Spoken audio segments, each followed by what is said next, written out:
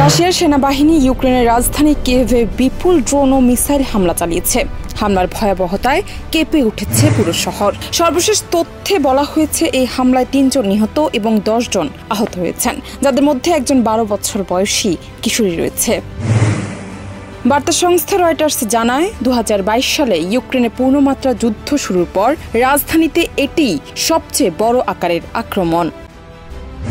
কিয়েভের সামরিক প্রশাসনের প্রধান তাইমুর তাকাসেঙ্কো জানান, রাশিয়ার এই হামলায় শতাধিক ড্রোন ও ক্রুজ মিসাইল ব্যবহার করা হয়েছে। ইউক্রেনীয় সেনাবাহিনী পাল্টা প্রতিরোধে অসংখ্য আকাশ প্রতিরক্ষা মিসাইল ছোড়ে, যার শব্দ কয়েক ঘন্টা ধরে কিয়েভের আকাশ গর্জে ওঠে।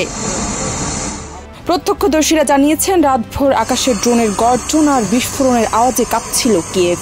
আতঙ্কিত সাধারণ মানুষ ভূগর্ভস্থ মেট্রো স্টেশনগুলোতে আশ্রয় নেন।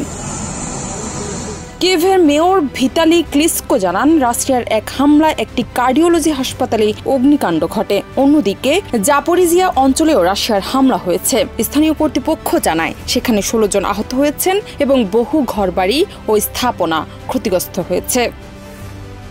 ইউক্রেনের পররাষ্ট্রমন্ত্রী আন্দ্রিল সাইবিহা এক্সে দেওয়া পোস্টে বলেন, এই আক্রমণ শুধু ইউক্রেন নয়, আন্তর্জাতিক নীতিকে চ্যালেঞ্জ করা। রাশীয় প্রেসিডেন্ট পুতিনকে যুদ্ধ চালিয়ে যাওয়ার খেসারত দিতে হবে। নিষেধাজ্ঞা ছাড়া এই আগ্রাসন থামানো যাবে না।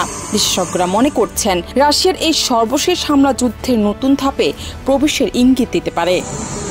জান্নাত নিপু, দেশ রূপান্তর।